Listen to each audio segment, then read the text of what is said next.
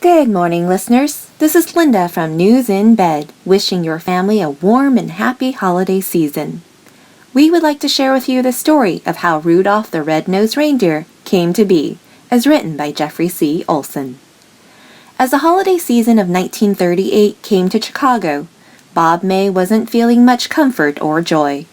A 34-year-old ad writer for Montgomery Ward, May was exhausted and nearly broke. His wife Evelyn was bedridden on the losing end of a 2-year battle with cancer. This left Bob to look after their 4-year-old daughter, Barbara. One night, Barbara asked her father, "Why isn't Mommy like everybody else's Mommy?" As he struggled to answer his daughter's question, Bob remembered the pain of his own childhood. A small, sickly boy, he was constantly picked on and called names. But he wanted to give his daughter hope and show her that being different was nothing to be ashamed of.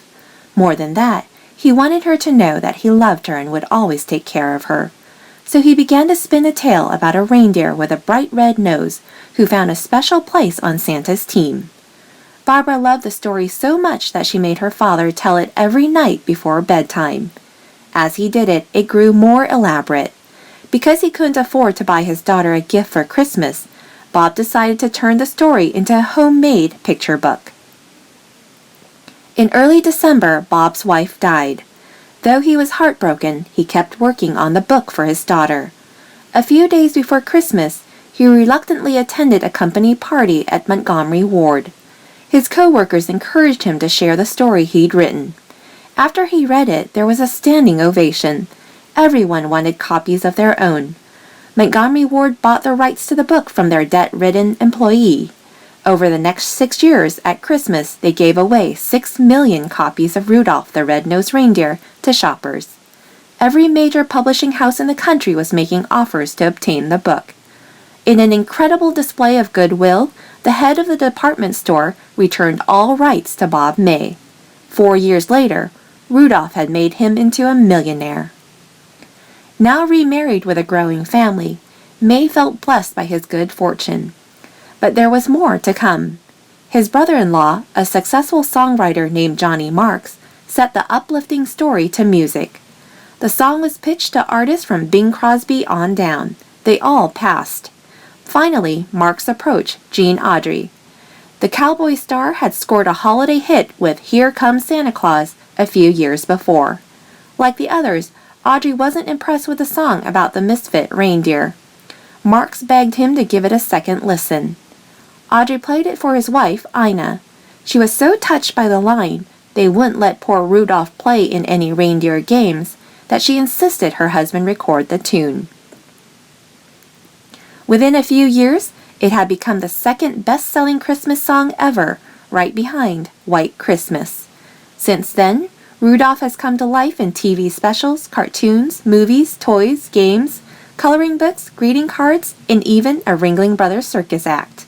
The little red-nosed reindeer dreamed up by Bob May and immortalized in song by Johnny Marks has come to symbolize Christmas as much as Santa Claus, evergreen trees, and presents.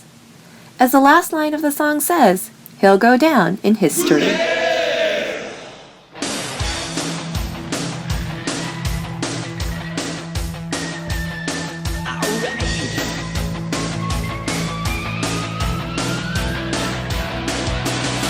Rudolph the Red-Nosed Reindeer had a very shiny nose, and if you ever saw it, you would even say it glowed. All of the other reindeer used to laugh and call him names. They never let poor Rudy join in any reindeer games. Then one foggy Christmas Eve, Santa came to say, with your nose so bright, won't you get my sleigh tonight? Then how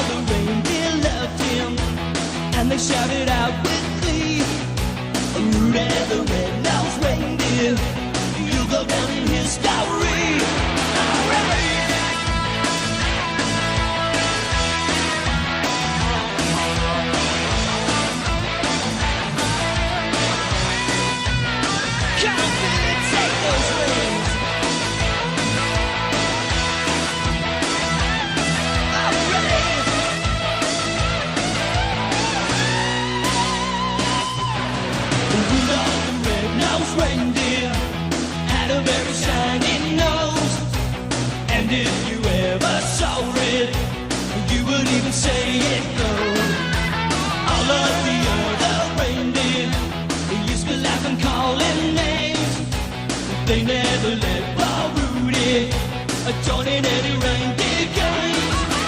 Then on Friday, Christmas Eve, Santa came to say, Rudolph, with your nose so bright, won't you guide my sleigh tonight? Then how the reindeer loved him, and they shouted out with glee, Rudolph the Red-Nosed Reindeer, you'll go down in history. You'll go down in history. He said